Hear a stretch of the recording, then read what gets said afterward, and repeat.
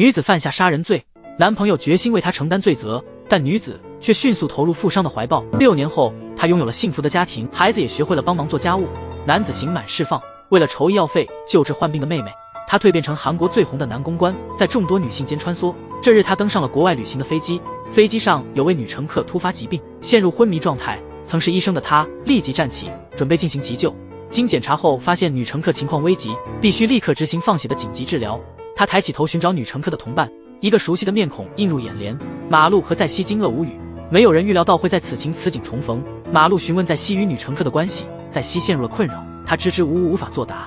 但在马路的追问下，最终透露那女乘客是他现任妻子的前夫的女儿。这个消息令人震惊，马路难以置信自己所听之事，曾深爱的女子已为人妻。此刻他无暇他想，因为女乘客的生命垂危，随时可能丧命。他迅速平复心绪，马路取出注射器刺入女乘客胸腔，女乘客突然咳出一声，血液喷涌而出。在熙惊慌失措，他的焦虑并非出于对女乘客的担忧，而是担心若女乘客出事，她将无法向丈夫交代。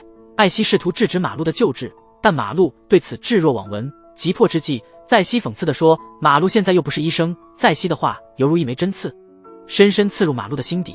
马路凝视着在熙，却无法吐露半个字。这是他不惜一切也要守护的女人。时间在一分一秒的流逝，马路仍在进行着手上的任务。随着淤血的清除，女人的呼吸逐渐平稳，血压也逐步回归正常水平。马路的工作告一段落，他疲惫地站起身来，忽略掉在熙的目光，径直转身离去。在熙还傻傻地站着，他想呼唤马路，但已失去了那个权利。马路失魂落魄，如同行尸走肉般在街上无目的地徘徊。他追忆与在熙的每一次细水长流，却遭受现实给予的沉重一击。这一天，在熙带着昂贵的礼物以及一张价值亿万的支票来寻找马路，他希望用金钱来补偿这些年对马路的亏欠。盯着这个曾经成长的地方，在熙情不自禁感伤，并未见到马路，而是遇到了前来找马路算账的夫妇。原来马路破坏了他们的家庭，他们上门要求一个说法，没曾想到马路已沦落至此地步。在熙从马路的朋友那里得知真相，由于坐牢，马路被医院开除，失去了经济来源。为筹集妹妹的医疗费，他不得已踏入牛郎这条路。因妹妹是他唯一的家人，此刻妹妹在医院中，正对哥哥怒发冲冠，抱怨哥哥6年前的离弃，自己因此染上疾病，生活失去了色彩。妹妹的指责使马路深感内疚，他木然地站立着，妹妹却不会真的怪罪哥哥，因为哥哥是最疼爱他的人。马路回到了自己的家，在熙已经不在了，朋友交给他的是在熙留下的支票。阿路感到愤怒，他觉得自己遭受了极大的侮辱，他像疯了一样追了出去，他要去质问在熙自己在他心中究竟是什么。但在熙已经不见踪影。艾希回到了家，妓女恩琪挡住了他的去路。他质问在熙为何要给其他男人那么多钱，在熙震惊无语。他本打算辩解，但恩琪手里握有他去马路家的照片，确凿的证据在手，在熙却显得泰然自若。他开口说道，他知道恩琪在美国藏毒被捕的事实。在熙以此威胁恩琪，如果集团董事会知道此事，他那财阀继承人的地位岌岌可危。第二天用餐时，恩琪向在熙透露，他已经举报了那个威胁他的男人。暴雨之中，马路将那张价值100亿的支票留在了在熙家族的大门前，他没有选择踏入，因为尽管心中对在熙有怨，他仍旧不愿干扰在熙的日常。马路万万没想到，在熙竟会再次将他推向深渊。面对着明知故犯指责自己的女人，马路的目光变得冷冽，对他的最后一线幻想也荡然无存。他想起了因自己入狱而病重的妹妹，自己的前程也因此毁于一旦，心中的仇恨之芽开始萌芽。由于缺乏确凿证据，马路被宣判无罪释放。望着病床上失去生机的妹妹，马路决定开始反击。他首先想到的是在熙的情人温琪，温琪泰山集团的法定继承人，也是在熙进入豪门的最大阻碍。他虽然背景显赫，却始终保持着善良和努力。在职场上，他总是关照着基层员工的权益，却无法获得父亲的理解与支持。只有在赛车的世界里，他能暂时逃离烦恼。马路精心策划的偶遇就此展开，他以赛车手的身份出现在安琪的生活中，两人在赛道上短兵相接，难分伯仲。突如其来的是，恩琪的刹车失灵，他从车上摔落。马路听到动静后，立刻赶来将恩琪救起。受伤的恩琪却坚持要寻找他的布娃娃，因为那是母亲赠予他的最后礼物。马路看着固执的恩琪，决定再次下去帮他寻找。胜利近在咫尺，绳索却意外断裂，马路坠崖伤重送医。紧急救治后，虽摆脱生命危险，却遍体鳞伤。望着昏迷中的马路，恩琪困惑不解，这个素昧平生的人为何不顾性命相救？他的成长环境使他相信这男人必有图谋，但恩琪仍不由自主回想那个男人救自己的场景，在纸上反复书写马路的名字。次日，恩琪购得高档手表欲赠与马路，抵医院才知马路已离院。恩琪掩饰不住的失落，经询问得知，恩琪找到马路的住所，偶遇正巧出门的马路。出身显赫的恩琪戏谑马路的乡村宛若远古社会，原始且荒芜。马路置之不理，决然离去。恩琪趁机悄悄跟上车，无奈接受现实，马路只得带上恩琪。恩琪取出手表想赠马路，却遭冷漠回绝。马路表示不需要贵重礼物，他坦言曾经自己绝不会再多看恩琪一眼，但经历种种后，审视异性的标准早已改变，现倾向于那些脾气火爆、眼神凌厉如刀的女性，决心次日起追求恩琪。马路的坦白让恩琪面色一变，他打算下车，却突然意识到车已经开上了高速公路，终于抵达了目的地。在马路上，他瞥见了妹妹的母亲，正准备走上前去，一个男子突然现身，开始对那女人拳打脚踢。马路看得不忍，上前给了那个男人一个教训。女人见到自己的男人挨打，抄起扫帚疯狂地朝马路身上打去。幸运的是，妹妹及时赶到，将母亲拉开。其看着马路受伤落坐在夜色之中，心中不禁生出一丝怜悯。正在此时，妹妹拉着女人走到马路面前，他们希望马路能够带走妹妹。尽管马路非常想带走妹妹，妹妹却不愿意跟他一起离开，因为她不想成为兄长的负担。母亲说，在丈夫和女儿之间，她只好选择了丈夫，还声称是因为女儿的出现，丈夫才会变成目前这副模样。母亲的冷漠让女孩心凉了半截，决心跟着哥哥离开这里。恩琪默默地注视着眼前的这个男人，眼里充满了悲伤。第二天，在质疑恩琪与马路的关系时，恩琪反问他为何过问自己的私事，甚至嘲笑他是否对马路有意。在西指责马路看上去不像个好人，认为他接近恩琪一定是另有目的。恩熙嘲讽地对在熙说，他跟你挺相像，我既然能接受你，还有什么是可怕的呢？恩琪对在熙的异常行为感到困惑，他尝试调查，却什么也没查到，因为在熙早已将自己的过去处理得一干二净。清晨，在熙与恩琪齐聚公司众员工面前，在熙再次展现了他的高超演技，细心地帮恩琪理顺衣襟。恩琪却对在熙的举止不屑一顾。就在此刻，恩琪目光落在了马路身上，在熙顺着恩琪的视线望去，马路对他视而不见，与恩琪打招呼。马路对恩琪表白，每当睁眼便想见他，表示已在此等候。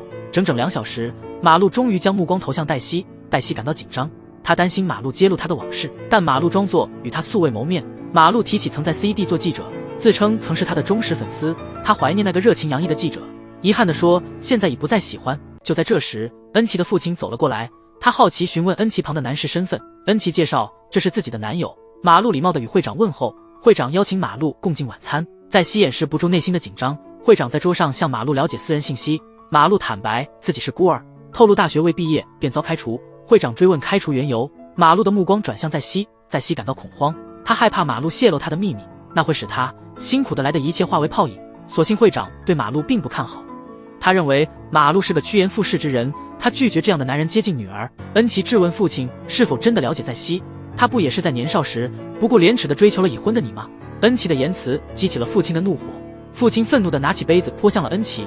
会长在众人面前正式宣布取消恩琪的继承人资格，还命令在熙诬陷马路，威胁如果马路敢索取过多就提起诉讼。说罢便转身离开了。恩琪对父亲的裁决表示不满，他追了出去。一切终于平静下来，昔日恋人重新坐到了一起，但已无法回到过去。马路嘲讽黛西要拿多少钱来打发他，是否还打算重施旧计。黛西反问马路，他今天的所作所为是否仅仅为了报复？如果是这样，那实在太幼稚，直接拿钱不是更实际吗？反正你原本就是通过卖身谋生的。马路愣住了，他将酒杯猛地摔向桌面，他没想到一个女人能够无耻到这种程度。马路被愤怒充盈，他宣称他迟早会跌倒，这里不配有他这样毒辣的人存在，他的存在只会玷污这个世界的美好。再细问马路，他还能去哪里？难道要回到童年的贫民区吗？马路轻蔑地说，这是对贫民区的侮辱。在走廊中，马路看见了恩琪，他感到心痛，心疼这个表面坚强内心脆弱的女孩。他取出手帕，轻柔地抚摸恩琪的秀发。恩琪坦言他真的喜欢上了马路。马路询问他是否愿意为爱舍弃财富。恩琪伸出手臂，他对马路说以后要自己照顾好自己。马路理解了恩琪的抉择，他向恩琪请求一次告别之吻，无论何时自己都会耐心等待。几日前，恩琪因触怒了父亲，被公开剥夺了继承人的资格。父亲将母亲留下的度假村交给了西方企业，打算出售，用作弥补集团的财务漏洞。恩琪无法忍受母亲心血化为乌有，前往度假村寻求出路。他给马路打了个电话，简单的说了句我想见你。马路内心的防线立刻崩溃，他渴望立即飞往恩琪所在之处。恩琪告诉马路自己在日本的度假村，这里充满了母亲的记忆，但很快就会易主，因父亲决定出售。马路静静倾听，他感受到恩琪的心痛，他向恩琪保证即使一无所有，还有他在。他的家虽简陋，但房间足够多，餐具绰绰有余，棉被也不缺。恩琪听后忍不住笑了，他开玩笑说没地方去就投奔他。正当此刻，在席现身于恩琪身旁，他讥讽恩琪的不自量力，并夸耀自己的成就。这一幕，电话那端的马路听得一清二楚。他下定决心帮助这个无助的女孩，他不愿眼睁睁看着恩琪被恶女欺凌，其拿着母亲留给的洋娃娃，默默祈愿，希望母亲庇护自己胜利。他开始归纳文件，时间在指尖流逝，依旧没有任何线索。这时，马路静静地站在门外，他没有打算进入，他不愿意干扰对方。女人最后走了出来，她清洗了脸庞，无力地倒在草地上。马路悄然走到恩琪旁边，想要叫醒她，然而发现恩琪已经沉睡。马路走进房间，目光落在桌上恩琪的整理好的资料上，他拨打电话给朋友，询问如何解读财务报告。整整一夜，马路展现出他的学习能力，终于找到了解决办法。望着沉睡的恩琪，马路心情愉悦，轻轻地把她抛入河中。女人惊醒，她注视着马路，梦里无数次出现的那个男人，现在就站在她的面前。他的身体虽冷，心却是温暖的。在恩琪疑惑的眼神中，马路宣称他来参战，他要帮恩琪赢得这场战斗。他递上解决方案给恩琪，恩琪还没来得及道谢，便急匆匆地赶往签约地点，但还是迟到了一步。他追问在熙为何不等他，声称已经找到了新的资金来源。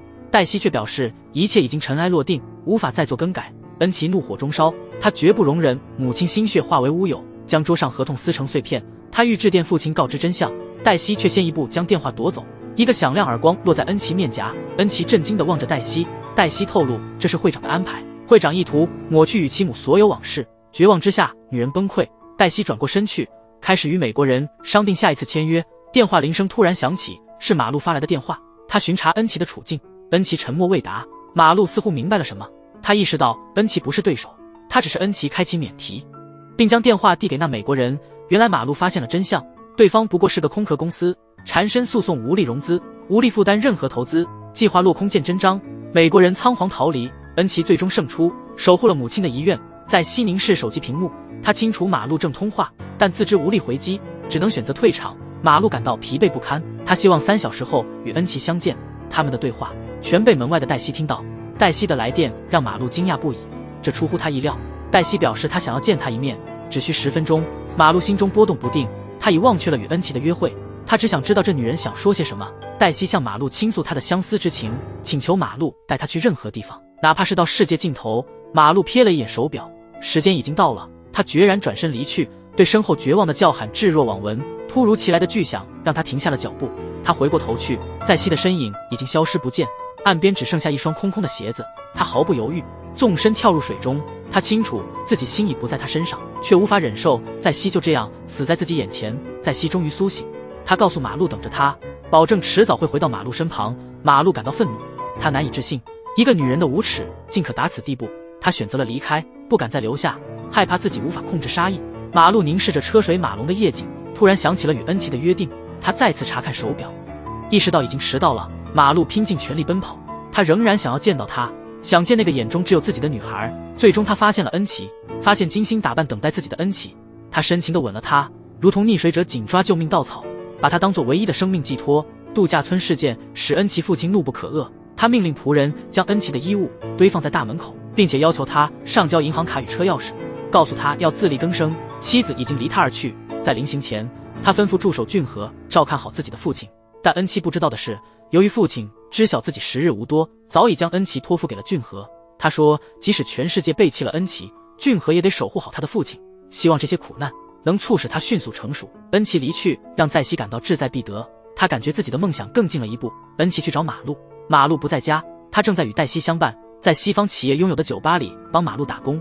他要求马路离开恩琪，回到自己身边。马路却当场给恩琪打了电话，他告诉恩琪他知道他被家里逐出，他邀请恩琪搬来跟他同住，还向恩琪表白了期待已久的爱意。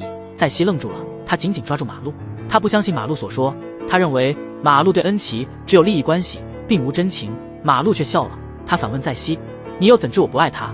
他挣脱在西的手，宣称自己的女朋友即将到来，他告诉在西是时候离开了。在西却突然亲吻了马路，他对马路说等恩琪到来时，他就会这样迎接他，并提出一同自毁。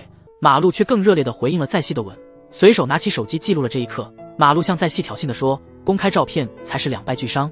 与此同时，恩琪停留在酒吧外，正当他想要进入，手机却接收到一张照片。因为他在检查监控录像时，意外发现在西和马助理之间的不寻常举止，他不敢向会长透露此事，只能先找到恩琪商讨。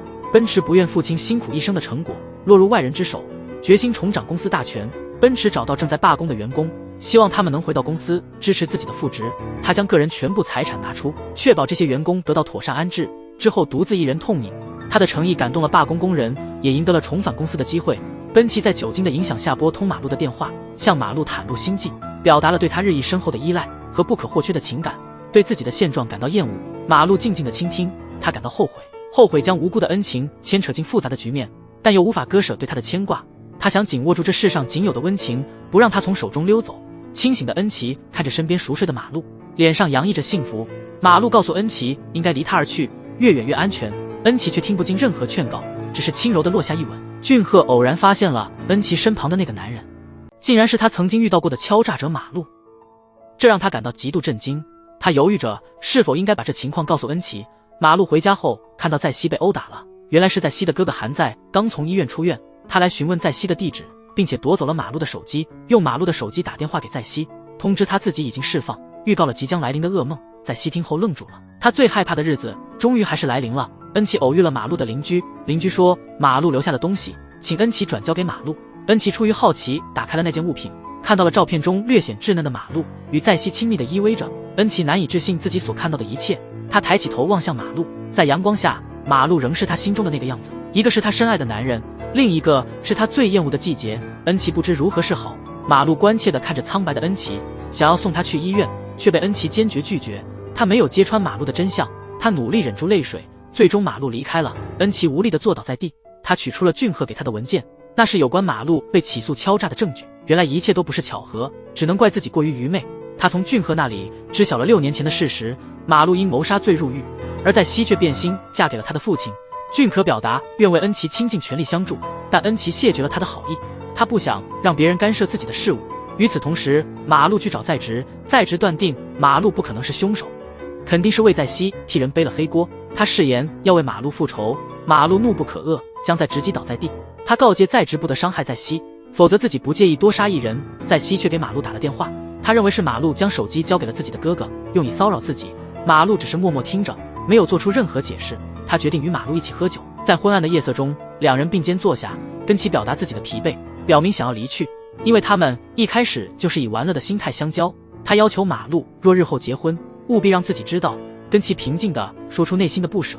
尽管马路对自己不真诚，但他依然不愿意去伤害，不忍心伤害那个在自己无助时给予他力量的人。他祝愿马路能找到幸福，即便这份幸福不由自己提供。马路默默注视着恩琪，他没有留下恩琪，这可能是他长久以来的愿望，却始终不忍心去实施的决定。他应该为此感到幸运，但他内心却感到异常空虚。恩琪如失魂落魄般行走，他似乎隐约看见了黛西，但他实在太疲倦，以至于无法睁开眼，因为他已经精疲力尽。最终他倒在了地上，昏迷中的恩琪被黛西接回家中。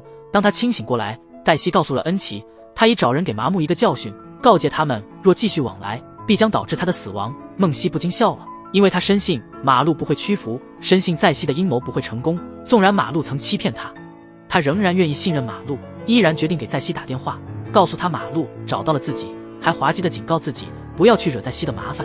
作为他的亲兄弟，怎能对他发出威胁？在熙愣住了，他究竟做了些什么？对这样深爱他的男人，自己却一而再再而三地伤害他。在熙感到后悔，他悔恨自己对马路所作所为。他下定决心去挽回那个男人，因为他明白自己不会再遇到如此的男人。他准备了美味的晚餐，精心化了妆，他渴望立刻见到马路，想要一起回味手中的洋娃娃。他回想起与马路的初次相遇，第一次的吻，回忆起两人共同的每一刻。他不再犹豫，他决定去寻找，即使是受骗，即使被利用，也在所不惜。只要马路心中还有那么一丝真情，他就绝不会放手。恩琪在瓢泼大雨中奋力奔跑，他终于敲响了马路的家门，用尽力气拍打着门，高声呼唤着马路的名字。可男人迟迟不曾现身，冷冽的雨水淋透了他的衣裳，他感到了绝望。就在他准备放弃之际，门缓缓打开，他终见到了心心念念的人，承认自己撒了谎。他不愿意说再见，他的初恋就是他，初吻亦是他，第一次告白也是对他。马路凝视着恩琪，伤口剧痛，但内心的痛更甚，他仍旧伤到了最不愿意伤害的人。马路缓步向恩琪走来，紧紧地将她拥入怀中，同时目光落在不远处的灾细身上，他的怀抱变得更为紧密。女人精心装扮着来寻求复合，却目睹了这令他心碎的场景。马路和恩琪在雨中紧拥着彼此，男人注意到了他的到来，却是更紧地抱住了怀中人，小心地为他的伤口进行包扎，心中充满了心疼。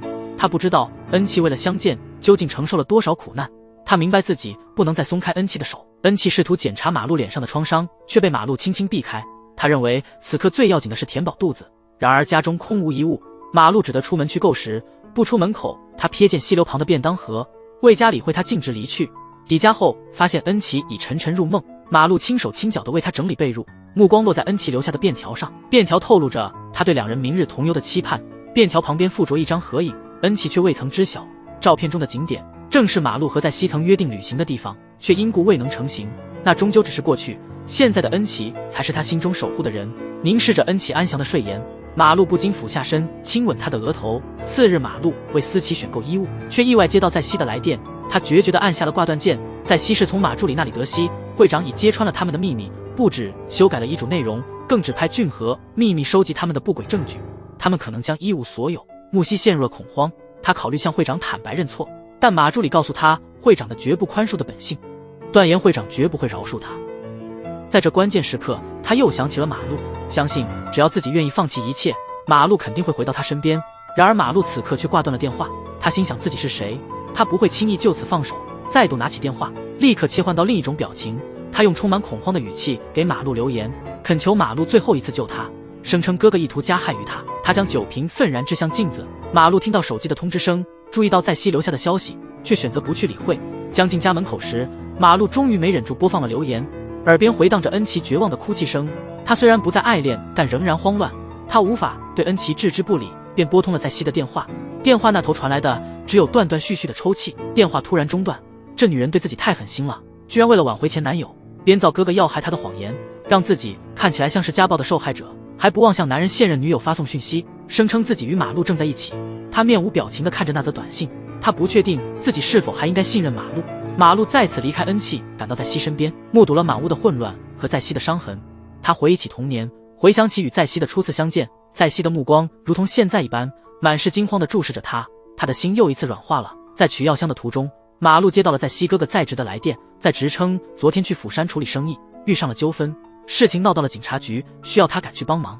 马路愣住了，女人又一次欺骗了他，他对这个女人仅剩的感情也随着黛西的谎言烟消云散了。马路向黛西坦白，他真正了解自己，甚至胜过自我了解。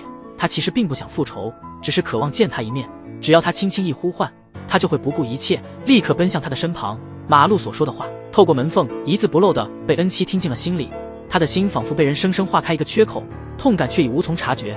他最终选择了离去，在西迟来的悔意，对以往对马路的所作所为感到后悔，今后绝不会重蹈覆辙。他打算抛下所有，与马路一同逃离尘世的纷扰。面对马路的拒绝，他终于可以放下这段情。他不顾背后妻子的挽留，毅然转身不出门外。马路目送恩琪驾车离去，他拨通了恩琪的电话，但恩琪并未接听。马路急忙返回家中，却发现恩琪尚未归来。他不清楚恩琪知晓了多少真相，也无从得知他可能去向何方，更不知如何是好以面对恩琪。会长催促俊和加速行动，早日将那2个罪人关进监狱，因为时间对他而言宝贵无比。他期望清除恩琪人生道路上的障碍，但他所不知道的是，在这场博弈中存在着一张能令他落败的王牌。恩琪身穿马路新购的衣裳，独自前往与马路约定的海滨。他录制视频发送给马路，视频的内容让马路心乱，他担心恩琪走极端，几乎是发狂似的奔了出去。他只知道不能让恩琪发生任何事，否则自己必将崩溃。马路最后找到了恩琪，看到恩琪安然无恙，他悬着的心终于落回了原处，凝视恩琪孤寂的身影。马路认为是自己将他拖入了黑暗，他感到恐惧，担忧在西贵会再度利用他来伤害恩琪。他决心释放那位女孩，尽管心中极度不舍。小路向恩琪坦白，这片场所是与他最深爱的女人约定的所在，那位女人便是在西。温琪面无表情地说他早已了然，由于不愿失去，故未揭露真相，还声称不介意他的往昔。马路勉强说出仅爱在西，称对他只有利用之情，初次相见，初次相吻，首次约会，全是周密的策划。恩琪不肯相信他所言，警报马路，提议2人一起逃离，逃往一个无人知晓他们的新天地。此时马路渴望拥抱他，但他做不到，他不敢逃避。他无情地推开恩琪，嘴中吐出最尖酸刻薄的言辞，手却对恩琪施以最柔软的触碰。恩琪黯然离去，像是失去灵魂的玩偶。马路达成了他的目的，内心却剧烈疼痛。在西又去寻找会长，他摊出了会长造假账目的所有凭证，索取家产的一半。会长在震惊中心脏病发作，突然倒在了空旷的房间里。他本想拨打电话求救，却被马助理制止，坚称若会长不死，他们俩无法幸存。在熙迟疑了。就在这时，马助理注意到会长电话正在通话状态，原来是会长与俊和通着话。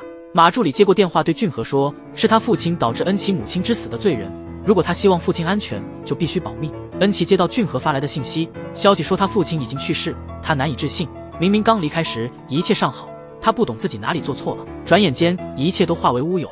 失意之中，他调转车头，他看见了马路，径直向他驶来。马路也瞥见了思琪，他不闪避，直面而行。1年后，恩琪悄然离开医院。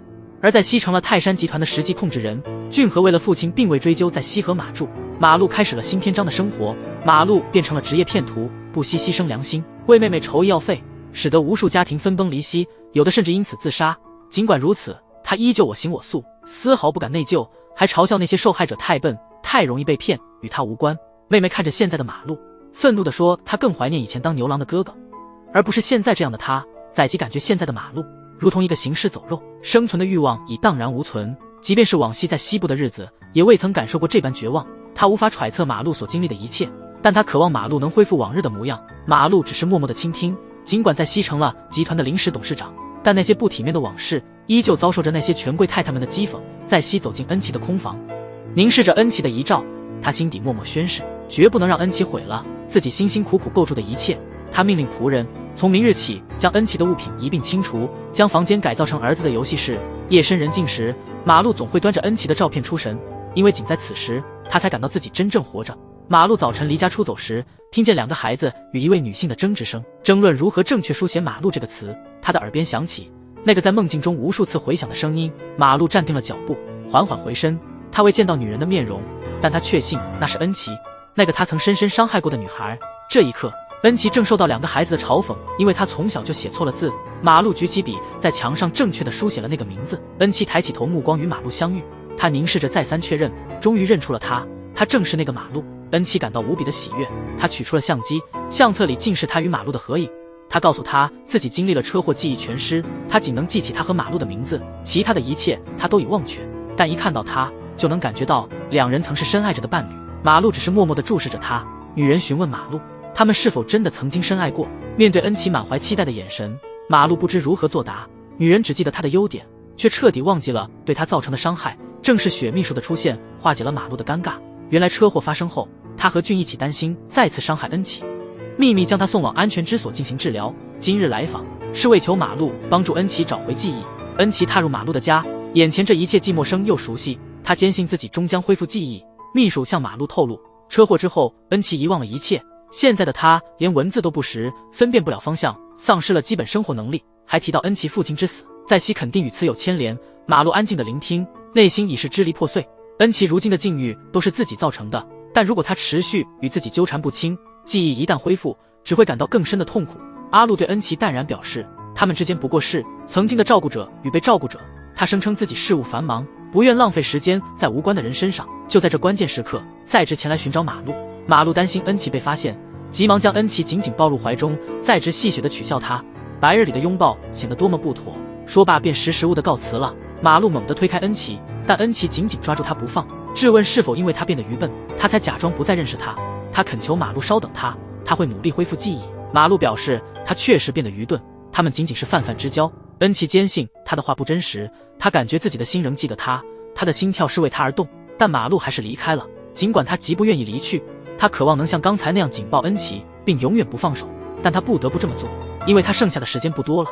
马路脑中因车祸积存了血块，医生建议应立即进行手术，但手术存在风险，他害怕自己不能醒来，因此他拼命工作，为了给妹妹筹集医疗费，他不敢与恩琪相认。马路的冷漠让恩琪心碎，尽管他已经记起了这个男人，记起了他们之间甜蜜的往昔，却不理解为何他不愿承认。在直望着恩琪的背影，他认出了他，心生一计，他跟随并记录下了一切。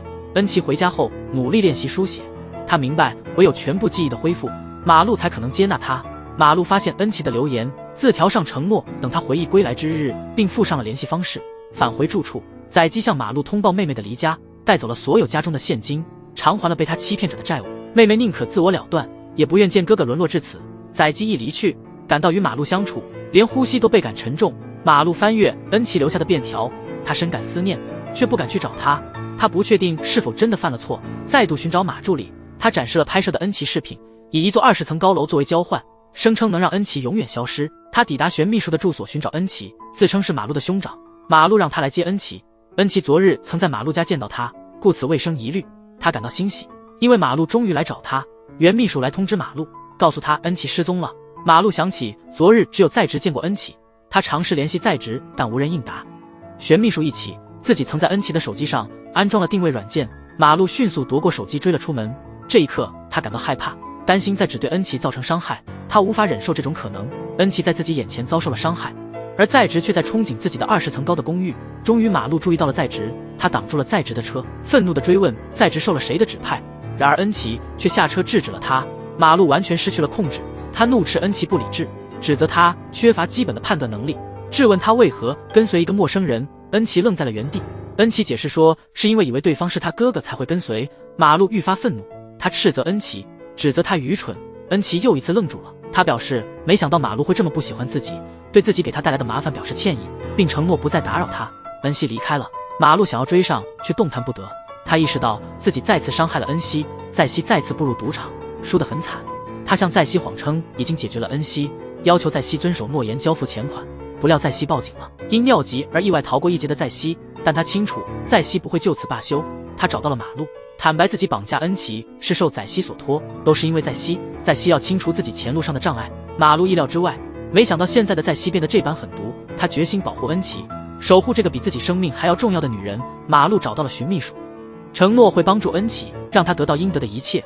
忽然之间，秘书金剑在熙手下潜伏在自家附近，他意识到恩琪被人察觉，他将钥匙托付给马路，嘱咐他率先带恩琪脱险，自己去牵制追兵。马路迅速抵达恩琪的住处，他决意要将他带走。恩琪坚称自己虽然笨，但不会再跟随陌生人。恩琪逃进了内室，马路明白他仍对自己怀恨在心，他并不怪责他。他向恩琪娓娓道来两人在飞机上的初次邂逅，以及悬崖边的不期而遇。在他的眼中，恩琪是高傲的近乎傲慢，同时又敏感脆弱而厌倦世俗。恩琪终于打开了门，马路承诺将一切真相告知，但现在迫切需要离开。他领着恩琪躲过追捕，巧妙地避开了在熙的追兵。马路细数与恩琪共度的点滴，提及自己过去那难缠的大小姐脾气。恩琪难以置信曾这样令人讨厌，他怀疑马路只是在编造故事。恩琪凝视着马路，脑海中突现起两人共处的片段。俊约见马路，他了解马路的所有往事，但仍期望他能帮助恩琪找回记忆，夺回属于他的一切。马路欣然答应。艾希来访马路，如今的他已非昔日模样，拥有了财富和地位，然而他的内心空虚，因为他失去了这一生中最爱他的人。马路迁往新居，他紧握恩琪手不放。此刻他感觉自己重获新生。今日是在熙正式成为会长之际，他心情愉悦，他盼望已久的一天终于到来。他认为自己所有的努力都得到了回报。他在讲台上热情洋溢地发表演说，他的笑容突然僵硬。他目睹恩琪缓缓向他走近，恩琪踏上了原本属于他的舞台。他揭露了自己失踪的真相，因为疾病需要安静康复，他选择了暂时的离开。现在他归来，尽管尚未完全痊愈，因此他请来了助手。这位助手不仅是他的工作伙伴，也是他的未婚伴侣。马路在熙愣住了，他难以置信眼前所见。明明是马路伤害了恩琪，他们明明已经结束了关系，为何他们还会同在一起，甚至定下了婚约？他差一点就得手了，他如此接近成功。他满怀愤怒和不甘，在熙并未得知恩琪失忆的事实。今日舞台上的演说都是马路辅导恩琪一遍又一遍的练习的成果。恩琪不懂自己为何要与继母对抗，他感到恐惧，他害怕他的病态被人察觉。马路安抚他说，有他在一切都不是问题，他只需默默地支持在自己身后。在熙想要恩琪回归家中，却被马路拦阻。马路表示恩琪将与他同住，目睹他们手紧紧相扣。黛西再次提议恩琪回家共进晚餐，等恩琪回家之后，却要求他向父亲忏悔，责怪恩琪因为一段情，连父亲的遗容也未能目睹。凝视着父亲的遗像，恩琪想起黛西的指责，不禁泪水连连。黛西追问马路为何返回，马路称恩琪是他激动的源泉，是他狂热的原因，是他夜不能寐的人。他是要守护自己的女人，确保她不受恶人侵害，即便是食物也要先是毒。马路嘲讽黛西所得之物无非是窃取而来，终将有偿还之日。对于因男人而错过父亲临终，恩琪内心充满悔意。马路深感心痛，安慰道，非他之过，勿自责过甚，他必须加快步伐，令事态早日回到正轨。因他健康每况愈下，他唯有更加努力工作。马路在董事会成功反击黛西，使黛西面临尴尬，连俊和也不得不赞他商业天赋，并感叹黛西当年的失策。恩琪向医生透露，最近他偶有往日记忆的片段浮现，医生对此并不惊讶，他认为恩琪在逃避记忆，他期望他能勇敢直面，尽快恢复失去的记忆。恩琪面露迷茫，听不懂所说之言。重返家中，妹妹建议恩琪与兄长一同旅行放松心情，恩琪感到心动不已，但她却感到不便，不愿主动开启与马路关于两个女性的对话。马路却在门口听到了所有谈话内容。第二日，恩琪在车内醒来，目光落在马路身上，满是惊喜之情，温柔的阳光洒落，春风温暖地见证了二人此刻的快乐。马路不再反抗，他跟随内心的指引向恩琪走去。无论未来如何变迁，目前他感到真正的幸福，不曾烹饪过的女性快乐的忙碌，他为爱人精心准备食物。门铃突然响起，门外的男人展示了搜查证，他们收到了泰山集团的举报。马路被怀疑涉及商业间谍行为，他们进行了例行搜查，一切如预期，他们轻而易举地找到了证据，他们准备带走马路。马路恳求至少能吃完这顿首次由爱人亲手做的饭，恩琪眼含担忧，而马路却赞赏他的汤很美味，只是似乎忘了加盐。他安抚恩琪不必忧虑，信心满满地表示自己能够证明自己的无辜。马路并未被带走，因为对方缺乏逮捕证，他去寻找在西的帮助。西并不惊讶马路的出现，马路戏谑自己虽被开除，但并不缺乏智慧。他没料到在西会沉迷于这种孩子气的把戏，在西充满自信地宣称有充分的证据能让他重返牢房，只有他离开了安琪，脱离了泰山集团。面对在西的逼迫，马路并未屈服，选择向检察厅投案自首，坦白了自己过往的诈骗行径，但对于在西的指责则坚决否认。他恳求检察官进行公正的调查，不要由于他过去的恶行受到影响。任何的发现，马助理对陷害马路的行为不屑一顾，暗恋之情相同，却迷恋着不同的对象。他沉迷于天使之恋，他相信自己会变得更好。马助理却爱上了恶魔，深陷无底的深渊。恩琪决心不再依赖，不再只是马路的影子，他决定独立揭开失忆的迷雾。他独自前往曾经的居所，在西对恩琪的突然造访感到诧异，发现恩琪已经大变样，甚至忘记了自己对海鲜的过敏。他原打算用恩琪不喜欢的食物进行考验，马路及时出现，将恩琪带离了那里。恩琪回忆起仆人所说，自己会因为不喜欢的菜肴直接大发脾气，这让他感到痛心。他不愿意相信自己曾是那样的人，他突然不再渴望恢复记忆。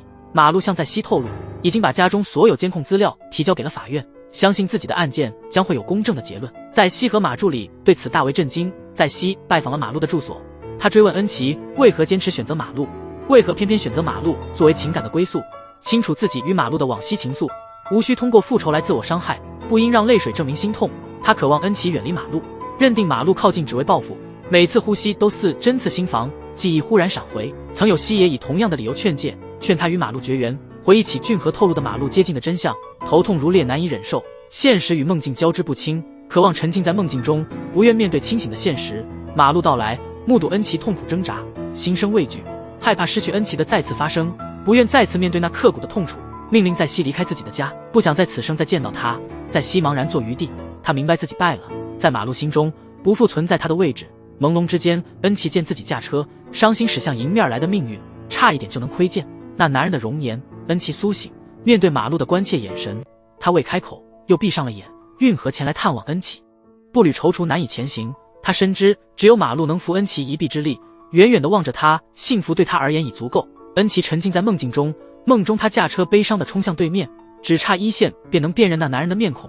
马路再次发现恩琪失踪了，他焦急地四处搜寻，最后在医院的长椅上找到了。马路见到了沉睡的恩琪，女人又一次记不起他。马路愣在原地，但他懂得恩琪想起的是痛苦的往事，不愿正视。他将女人带回家中，拿出他们的合照给恩琪看。恩琪拒绝接受这一切，他将照片丢到地上，情绪过于激动，女人晕厥了。马路整夜抱着她不放。第二天早晨，黛西造访，妹妹嘲讽黛西是背叛者，一个邪恶的老太婆。黛西却未动怒，表示即使得到了一切也不快乐，因为马路不在她身旁。黛西表示她此行是来接恩琪回家，毕竟她是恩琪的后母。马路激动起来，警告黛西不要再骚扰恩琪，否则他不会放过她。马路递给恩琪鲜榨果汁，恩琪将果汁打翻。马路并未恼怒，他一再的送上果汁，恩琪一再的拒绝，直至恩琪手上擦伤。马路心疼的给他上药，他庆幸恩琪能向他发泄，他明白恩琪记起了他的谎言，明白恩琪内心的苦楚。他希望恩琪不要自责，所有的怨气都可以向他发泄，即使牺牲自我，他也在所不惜。他再次前去取牛奶，当他返回，目睹恩琪终于泣不成声，他以怒吼释放内心的愤怒。马路静默地放下牛奶，悄然离开。忽然马路的头痛得厉害，他的病情恶化了。马路困惑不解，为何深爱之人在痛苦中却更渴望亲近？却感到如此的痛楚。早晨，恩琪平和地向马路问好，他讲述了一个梦境，梦里的马路成了恶人，对他欺骗与伤害。马路询问他，如果他真成了那样的人，恩琪会如何应对？恩琪断言绝不宽恕。马路展颜一笑，他表示自己感到安心，说若梦境成真，恩琪必须对他冷酷无情，切莫心慈手软。恩琪只是静静地望着他。女人追求金钱与地位，抛弃了多年恋人，成功之余却尝到孤寂。她为了挽回男友，竟然下跪求男人复合。马路制止了黛西的行为，他感到激愤。女人一而再再而三的伤害与背叛，令他心寒至极。他对黛西已无爱意，他已找到值得用生命守护的女人。马路无情的态度使在西心中的怨恨更甚。他从马助理处得悉恩琪失忆的消息，打算借恩琪监护人的地位夺取他的全部股权，连同马路在内，他志在必得。在董事会议上，正要公布恩琪的疾病，一张纸条忽然出现，纸条上写着他曾绑架恩琪，这是马路安排的在职所为。在职掌握着在西所有的秘辛，包括他曾使马路替自己承担杀人罪。马路意图以此来牵制在西，这成为在西的弱点。他无奈被迫恢复恩琪集团代表的角色。黛西找到马路，告诉他愿意放弃一切，放下会长职务，只为马路能回到身边。马路却对他冷嘲热讽，讥讽他总想拥有非己之物。他们的对话被马助理目睹，马助理拦截在西，追问他为了一个离他而去的男人，是否值得舍弃难得的一切。在西没有回应。他购买了马路曾住的房子，环视着这些熟悉的景象，仿佛马路仍与自己相伴，但他清楚一切都无法挽回。马路已经离他而去，失去了那个曾令他心眼所系的男人。看着街上亲昵的情侣，恩琪询问马路为何不吻他，询问理由。他感到马路始终与自己有所距离，似乎总想逃离。他质问马路曾否吻过自己。马路回忆起他们初次唇齿相交的情景，注视着恩琪满怀期待的双眼。他选择了否认，因为他不愿让恩琪对他寄予过高的希望。恩琪一脸失望地放开了马路的手，运河向马路透露，在西罗将公款挪用的罪名嫁祸于恩琪。马路感到极度愤怒，他寻找到了公司的财务总监，谎称掌握了对方伪造账目的证据。他期望财务总监能够吐露事实，以洗清恩琪的冤屈。说罢，他转身离去。他未曾察觉，马路的一个跟班正悄悄观察着这一幕，目不转睛。马路万万没想到，这一刻全球警方都在对他展开追捕。马路从在西口得悉，自己已成为警方追捕的对象。他找到了在西，他要求在西澄清关于恩琪挪用公款的误会，随后向恩琪表达歉意。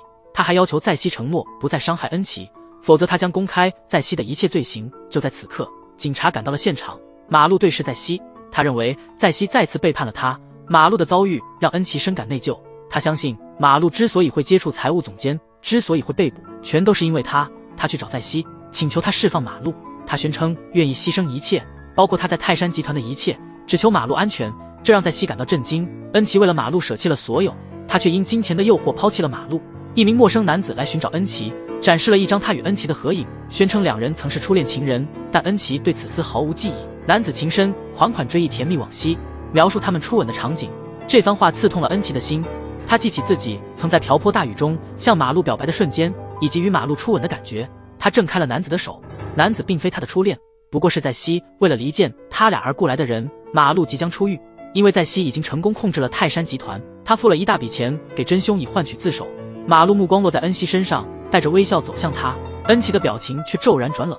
他斥责马路为骗子，声称永远不会原谅他。马路的笑容逐渐凝固，他最害怕的事情终于发生。恩琪愤怒地质问马路为何不承认他们曾在马路上相拥。注视着恩琪，他告诉他铭记此刻，因为这是他们的初吻。话毕，他深情地吻了他，期盼马路能来到曾共同居住的地方，这里是他向马路表白的地点。他回忆起与他的甜蜜往事，他梦想着与马路的婚礼，渴望醒来即能见到马路，希冀二人成为真正家庭。凝视着恩琪充满期待的眼眸，马路接受了他的提议。此刻他只想满足恩琪的每个愿望，即使将来他记起一切并且怨恨他。其开始憧憬穿上婚纱的模样，想象自己的婚礼和未来命运，梦想着生育9个孩子。马路只是温柔地望着他，他突然不再期望恩琪恢复记忆，他愿时光能永远停留在此刻。此时马路感受着无尽的幸福，而在西却深陷失落之中。他孤单一人走进他与马路常去的酒吧，杯接杯地喝着，追忆与马路的过往。在酒精的作用下，向在场的人倾泻出心中的怒火与不满。马助理匆忙前来将他带离，看着西若寞的模样，马助理心中充满了怜悯，忍不住想要亲吻他，却被他狼狈地躲开。不理解为何马路曾深爱着他，现在却为了另一个女人一再伤害他的心。马助理鼓励他振作，承诺会永远陪伴在他身旁，共同攀登权力的顶峰。恩琪再次梦见了自己出车祸的场景，梦中的男人面容仍旧模糊不清。他上网搜寻自己的车祸资料，但一切努力都是徒劳。载基已经得知马路的病情，他建议马路早日接受手术。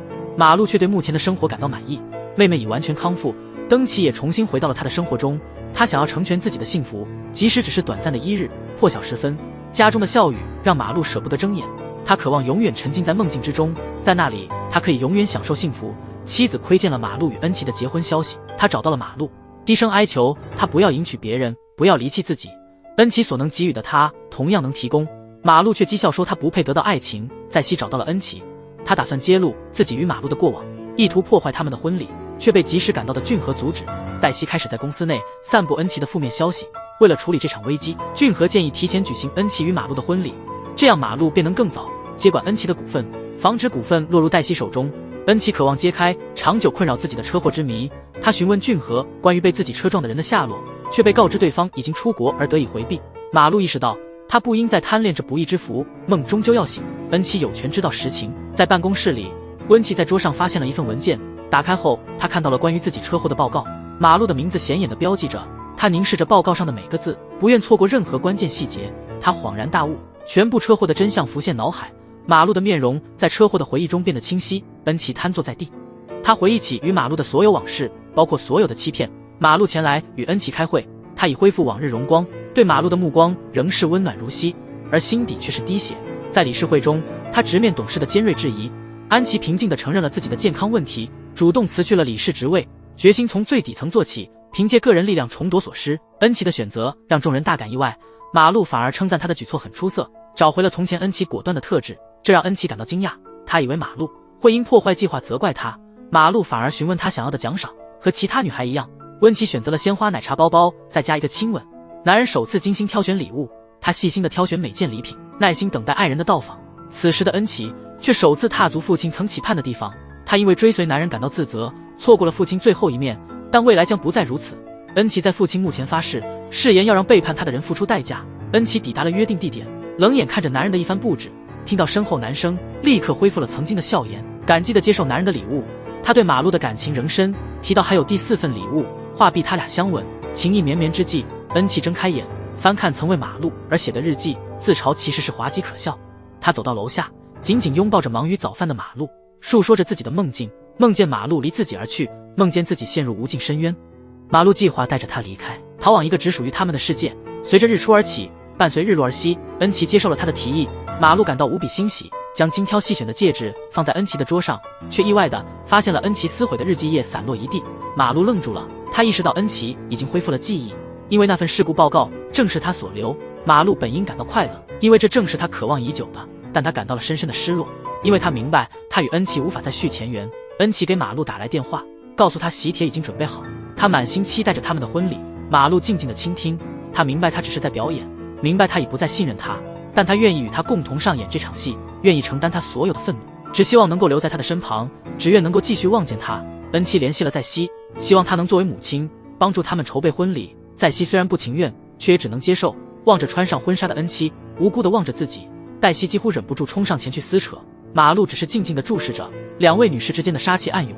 黛西认为一切皆由马路策划，相信马路仍对她心存情感，企图以此法令自己嫉妒。黛西情绪激动地握紧马路的手，恩琪推开门走了进来，目睹了眼前发生的情景，却决定装作未见，径直坐到马路旁边。恩琪还邀请了载基和妹妹同行，她期待看到明明彼此相识，却假装互不认识的拙劣演出。马路还未意识到恩琪会采取何种手段来报复，但他愿意始终陪伴恩琪，直到恩琪不复需要他。在西向马路表达歉意，为过往所造成的创伤致歉。他愿将集团重要决策权交予马路，只求马路能留在他身旁。马路却回应说他将是首要清除目标，因马路是恩琪前路上的障碍。女士喜庆的大日子，新郎和未来岳母的旧情成了头条。这突如其来的消息登上热搜，爆炸性新闻使婚礼现场一片混乱，众多记者蜂拥而至报道。事件主角匆忙逃离了现场，男主角未见踪影，他面无表情地观察这一切，因为这场闹剧是他所导演，他要让当事者为过去的谎言付出代价。围观人群渐渐散去，新郎最终露面。马路眼含心疼地望着恩琪，因为正是他把无辜的女子推向了绝境。男人早已知晓女子恢复了记忆，他感到非常愤怒，愤怒于恩琪自损更甚于敌的行为，应将所有怒火集中在他和在西身上，何必让自己处于这等困境？女人却回答，只要结局符合自己的愿望，过程对他来说已经不重要。即使是陪伴到地狱，运河将恩琪带走，马路感到灵魂仿佛被抽离，他失去了陪伴在女人身边的理由。尽管如此，他依旧想帮助恩琪重拾一切。马路找到了在熙，坦白今日新闻乃棘手策动，并声称始终爱着在熙。他询问女人是否愿意放下所有与他一同远走。女人对他的话存疑，明白一切都是为了恩琪，心中却难以平静。芬奇沉浸在浴缸的水中，水的冷冽并未缓解内心的痛楚。他思念马路，思念得如此强烈，本应对他心存怨恨，却发现自己无法恨上。俊赫无法找到安抚他的方式，只得默默陪伴，共同流泪，决然搬回了家，在戏谑中述说着欢迎的话语，还透露马路承认向媒体泄密，仅为了对自己昔日的抛弃复仇。恩琪感到极度震惊，他不理解马路何须为己背负一切，尽管知道他并不爱自己。马路想要给恩琪打电话，询问他的近况是否安好，是否健康无恙，心中满是忧虑，但已经失去了联系他的权利。手机铃声响起，显示着一个不熟悉的号码。通话接通后却寂静无声，直觉告诉马路是恩琪在电话那端兴奋而又沉默，他不敢发出任何声响。这对深爱着对方的男女，只能用这种方式寄托对方的思念。马路送醉酒的在熙回家，一见到恩琪便放开了扶持在熙的手，这是他真正的目的。他渴望见到他，却只能采取这种卑微的方法。马路在离开时掩饰不住内心的思念，走进恩琪的卧室，他多么希望能拥抱她，却不敢跨出那一步，只得客套地询问恩琪的近况，问她是否有好好进食。恩琪沉默不语。马路最终还是离开了。恩琪想要追上去，但缺少勇气。世间最远的距离无非是你就在我眼前，却不知我心底的爱意。在熙还是给恩琪拨通了电话，叮嘱她注意饮食，嘱咐她不要生病，否则她会感到难过。明明心心相印，明明一墙之隔，却只能通过电话传递彼此的牵挂。恩熙对父亲的去世心生疑虑，认为与西边的马柱脱不了干系，毕竟那是父亲生前最后见过的人。俊和却不敢透露真相，他担心恩琪无法承受，更害怕他会受到伤害。他将证据交给了马路，希望马路能找出一个方法，既能守护恩琪，又能让罪人受到法律的制裁。他没多久便步入了马英林的办公室，提交了磁盘资料，并催促对方立即自首，否则将向警方递交证据。未曾想到这一举动却未及引来祸患，马路静听着俊和传给他的录音内容，内心波涛汹涌。他意识到事态严重，不惜一切达成目的，但意外的是竟对自己的服侍以毒手。他对恩琪的安危开始忧虑，害怕那些利令智昏者觊觎他所爱之人。他去找在熙，深感是他造就了女人现今的境遇，他不应6年前带女人受罪，这导致了连串的错误，使他失去了是非判断。他渴望女人前去自首，服刑后重新开始，而这一切都被远处的恩妻看在眼里。在职向马路透露，有人以公寓做诱饵，要求他暗害马路。他面对此事却异常镇定，命在职立刻行动。面对这样的马路，在职无法下手。他们的谈话被门外的宰基偷听，宰基向在职透露，即便他不采取行动，马路也难逃一死，因马路身患重病，随时可能命丧黄泉。恩琪与马路同时收到俊和遭遇车祸的消息，恩琪确信俊和的车祸是西河马助理策划的结果，俊和肯定发现了他们的弱点，这才导致了他的不幸遭遇，甚至他父亲的去世也与他们有关。马路还是劝他不要在没有证据的情况下妄加猜测，因为他不愿看到恩琪陷入险境。恩琪反而认为马路在偏袒在熙，他嘱咐马路务必守护好他心爱的女人。他坚信自己能够找到确凿的证据，将他们一网打尽，送进牢房。一旦听说爱人掌握了自己所有违法的证据，准备提交给警方，在熙感到恐慌，他害怕多年的努力付之东流，最终一场空。他匆忙前往医院，试图向俊和打听内情，分歧却成了障碍。他被告知要见俊和必须接受检查，展示包内物品，并脱下外衣，以确保无携带危险物品。在熙的脸色顿时变得难看，但为了达到目的，他还是照做了。就在他准备脱衣的时候，被及时赶到的马路阻止。看着他对在熙的关切，恩琪愤怒地转身离开，担忧的马路紧随其后。路提醒说，恩琪的行为可能会给自己带来风险，生气却认为男人只是在关心在熙，觉得自己受到了侮辱。面对爱人的误会，马路选择了沉默，反而承诺将始终陪伴在他身旁，确保不再有任何差错。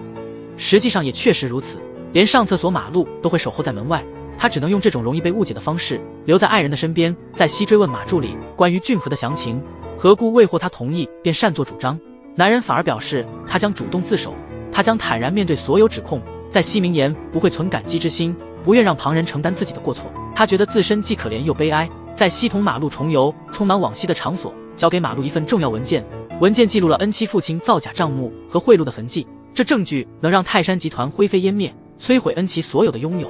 他意图以此交换俊和给予马路的录音笔。马路陷入了犹豫，他寻觅恩琪，他打算带他远离纷扰，逃至世外桃源。女人虽一度动心，终究还是决绝地拒绝了，因她要守护父亲留下的泰山集团，并追寻父亲之死的真相。这一切对她来说胜过爱情。男人理解恩琪的抉择，他去找到在西，告知已将录音笔提交警方。他不再恐惧在西揭露证据，因他誓言保护恩琪，维护恩琪所坚守的一切。马路劝说在西自行投案，在西却拒绝了，宁愿选择死亡也不肯自首。他要求马路与他同归于尽，毕竟他们同是失去爱情的悲剧人物。马路感到极度愤怒，他并不想死去，尽管未曾得到心之所向，但他渴望活下去，他愿意永远留在恩琪身旁。忽然他感到头痛袭来，忍受着身体的痛苦，他离开了这个地方。最终他倒在了地上，从兄长那里得悉深爱的人即将离世，他陷入了彻底的恐慌，身体不由自主的颤抖，悔恨不已，悔恨自己曾多次伤害了马路。他决定去寻找他，陪伴他度过最后的日子，即便他不再对他怀有爱意。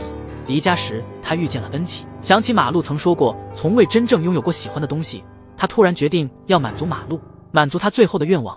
他向恩琪透露了马路的病情，独自一人在房间里痛哭。恩琪赶至医院，他从在西那里得知了马路为他所做的种种，得知马路为了能陪他而拒绝了手术。他感到一阵剧痛，但他没有走进去，不知如何是好面对马路。恩琪选择离开，孤身一人漫步街头，回忆与马路的点点滴滴，不禁泪流满面。而在不远的地方，有人正凝视着这一切。马路从在西那儿得知了恩琪的消息，他匆匆去寻找他，而恩琪也停下了脚步。他像疯了一样回头，他要去找马路，告诉他自己从未真正恨过他，因为依依不舍。他们终于看到了对方，缓缓地向对方走去。马路突然瞥见恩琪背后的那名男子，他冲过去，紧紧将安琪拥入怀中，似乎在那一刻时间静止不动。男子的面色逐渐苍白，剧痛如潮水般一波波袭来，但他不愿让女人忧虑，于是谎称是擅自离开医院的，他需返回准备次日的手术。恩琪心存不舍，却还是接受了这个决定。恩琪在临走时询问马路，为何当时车祸能避却不避。